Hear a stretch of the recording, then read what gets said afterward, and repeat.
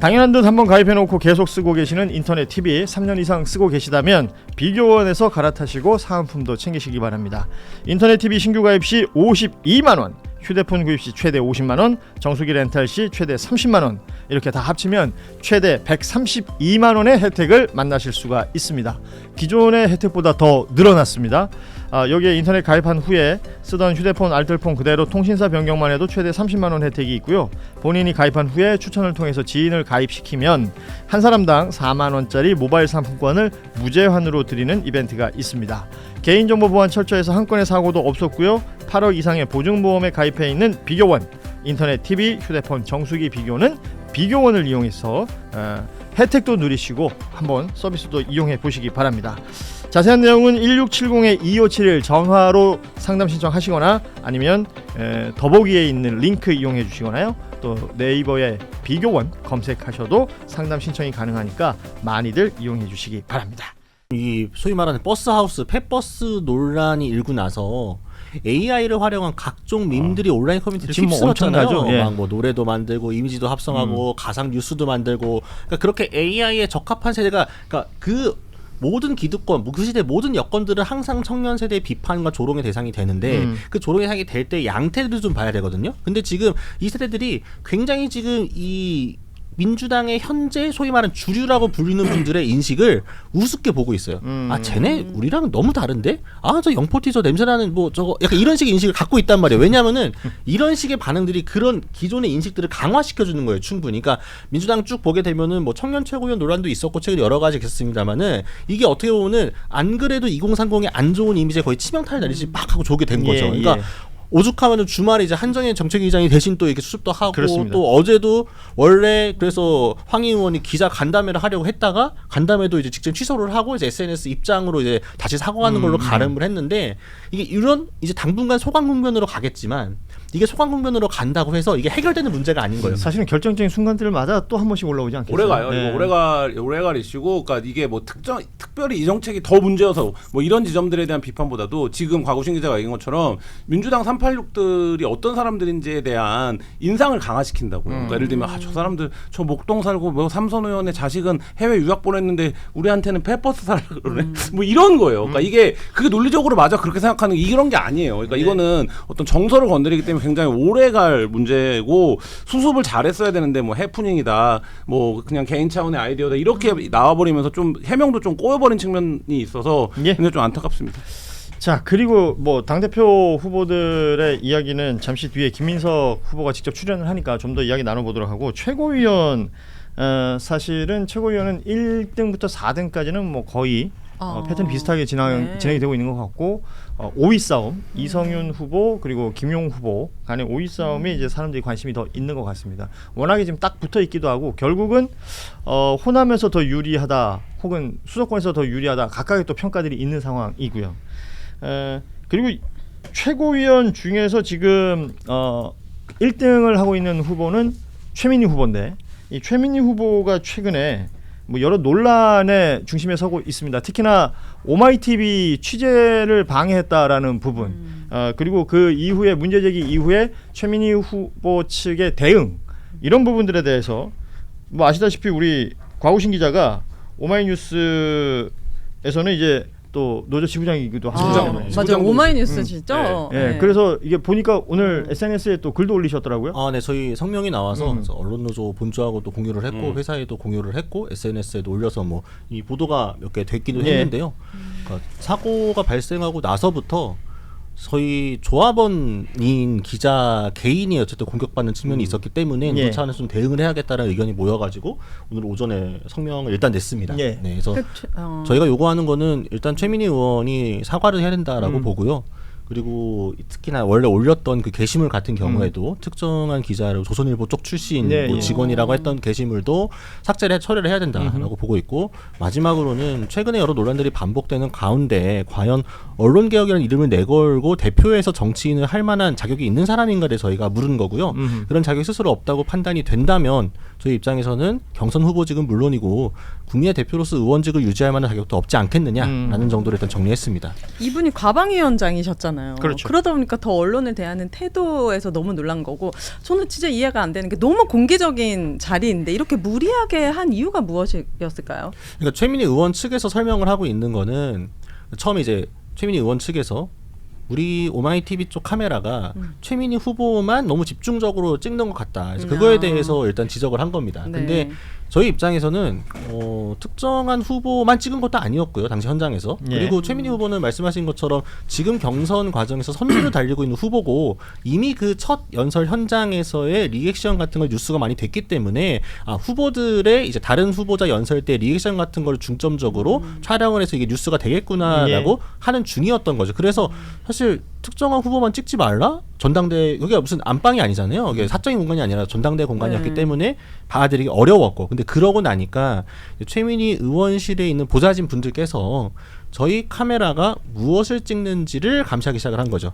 그래서 저희 LCD 창에 뭐가 찍히는지를 보고 뭘 찍고 있는지를 핸드폰으로 채증을 해가지고 찍는다라거나 그런 식의 해서 저희 현장에 있던 촬영 기자가 왜 어디서 오셨냐? 근데 이제 여기서 답을 하지 않았고 또 왜 감시하시냐에도 답을 하지 않았고 그래서 당연히 보고가 올라갔겠죠. 그 국에서 판단했을 때는 그러면은 지금 감시를 하고 있는 저 사람들을 좀 찍어놔야겠다라고 해서 카메라를 찍은 겁니다. 근데 그랬더니 그 보좌진 분들이 왜 보좌진 얼굴을 찍느냐라고 항의를 하면서 이제 종이로 뭐 카메라를 막는다거나 친다거나 이제 이런 식의 실랑이 과정이 있었던 거죠. 이게 일단 그 있었던 일이고요. 토요일에 있었던 일입니다. 네. 이게 뭐 사실 근데 복잡한 일입니까? 그러니까 본인이 첫날 리액션을 하다가 그게 찍혀갖고 엄청나게 본인이 실점을 했다고 생각하고 그거 누가 찍었어? 이 색출에 오마이가 찍었구만. 오마이 나만 찍는구만. 이렇게 된 거잖아요. 아니 모든 공론장에 나와 있는 후보가 나만 찍으면 좋은 거죠.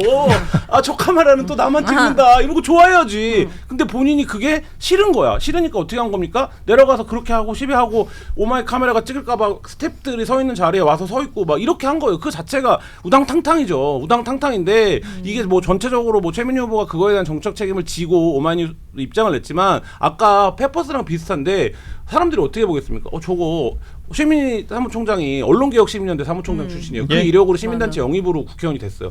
야 언론개혁 주장하면서 카틀 막 한다. 이렇게 돼요. 이게 뭡니까? 거대한 민주당이 갖고 있는 내로남불 이미지예요. 그러니까 이거를 왜 깔끔하게 정리를 못하고 그 이후에도 본인이 얘기했던 게 뭡니까? 민주당의 일배식 문화가 침투해 있다라고 했잖아요. 근데 본인이 조선일보 쪽 기자는 또 뭔지는 잘 모르겠는데 뭐 출신도 아니고 근데 뭐 그런 식으로 해서 좌표 찍고 낙인 찍고 그렇게 해서 공격을 유도하고 뭐 이런 방식으로 조리 돌리고 이게 일배식 문화 아닙니까? 근데 저는 이게 완전 기회가 최민희 의원에겐 기회가 될 수도 있을 수 있었을 것 같아요. 왜냐하면 본인만 찍으면 과거에 있었던 그런 애티튜드에 대한 오해를 풀 수 있잖아요. 이미지 쇄신을 통해서 막 박수도 호응도 잘해주고 더 프렌들리하게 하면은 본인 이미지 쇄신의 기회로 이용할 수 있었을 것 같은데 오히려 카틀막을 하면서 완전 이미지가 더 안 좋게 됐네요. 그러니까 예를 들면은 서미아 의원의 악수를 하지 않은 거가 또 논란이 좀 됐었잖아요. 네. 그러고 나서 이후에 최민희 의원이 서미아 의원하고 악수를 되게 열정적으로 하는 장면이 있었고 그걸 또 저희가 찍어가지고 콘텐츠로 만들어서 나왔어요. 그러니까 네. 단순히 무조건 뭐 최민희 의원 입장에서는 이 채널이 너무 특정 후보 편향적인 것 같아요. 혹은 특정 계파를 너무 지지하는 거 아니야?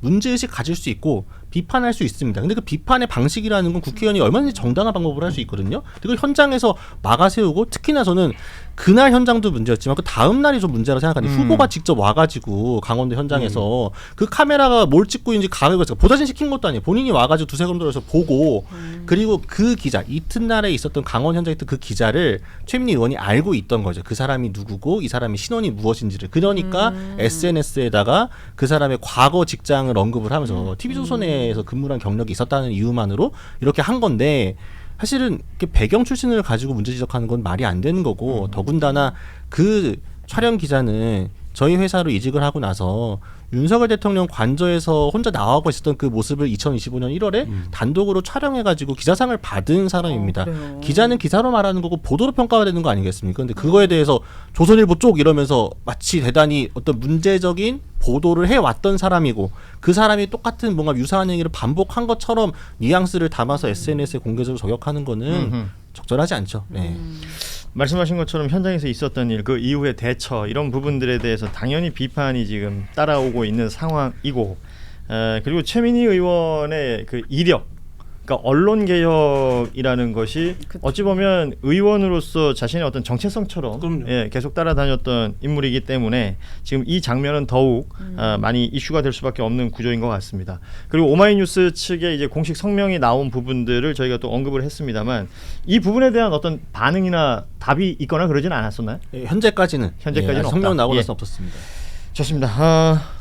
지금 앞서도 잠시 언급했지만 이 전당대회 국면에서 워낙에 이제 갈등의 양상이 이게 전당대회 끝나고 나서 다시 이제 봉합이 되겠는가? 네. 라고는 걱정이 나올 정도로 좀 강해지고 있다라는 부분들이 있는데 요 얘기도 우리 김민석 후보 오늘 도착하면 좀 더 이야기 나눠보도록 하고 이번에는 이제 국민의힘 쪽 이야기 좀 해보겠습니다.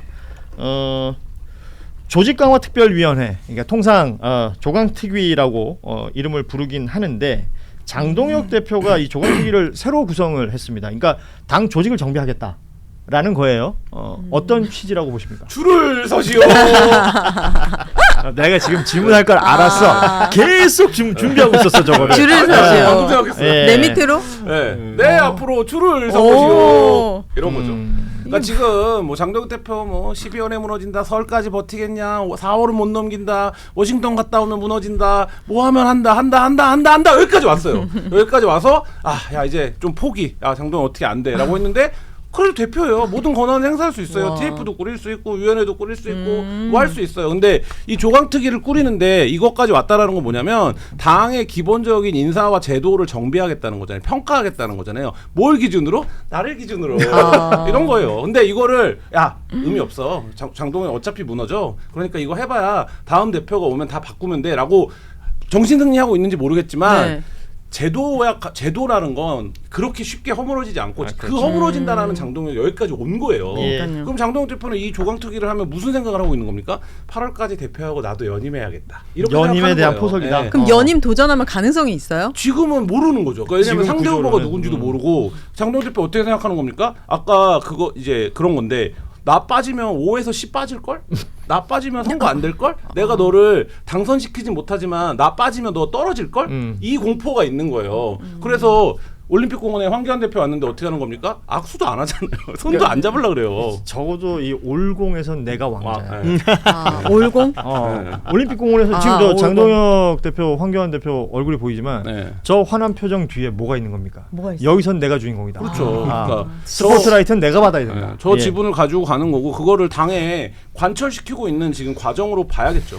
그러니까 조강특위가 구성이 됐다라는 말이, 그러니까 친정 체제를 더 구축하겠다라는 걸로 강하게 지금 받아들여지잖아요. 지금도 뭐 당권파, 뭐 비당권파 이렇게 나눠져 있다고는 하지만 이걸 보고 있는 흔히 말하는 비당권파들은 굉장히 무력감을 느낄 것 같다는 생각도 듭니다. 그렇죠. 그러니까 사실 그 전에 막 한참 이제 서울시당 관련 징계 논의가 있을 때만 하더라도 비당권파 측에서 반발할 동력들이 꽤 있었어요. 말이 안 된다. 이 정도 징계로 가는 게 이게 되는 거냐. 그래서 그때도 저쪽에서 명분이 없었던 건 아니지만 이거 너무 정치적인 탄압인데라는 프레임이 섰고 공감대가 있었거든요. 당 안에. 근데 이번에는 너무 커요. 사안이. 그러니까 특히 결정적이었던 게 서범수 의원과 진종호 의원의 예, 예. 돌려차기 관련 농담이었던 거예요. 그러니까 비록 진종호 의원이 직접 해당 피해자 만나서 사과도 하고 손편지도 받고 했지만 어쨌든 그 발언 자체의 경중은 더 이상 뭐 그거는 이론의 여지가 없는 거다 보니까 비당권파 측에서도 이거 너무 빌미 잡아가지고 좀 세게 가는 것 같은데 이러면 안 되는데 하지만 이전처럼 뭐 대놓고 합동으로 기자회견 열어가지고 징계 반대한다 이러면 안 된다라고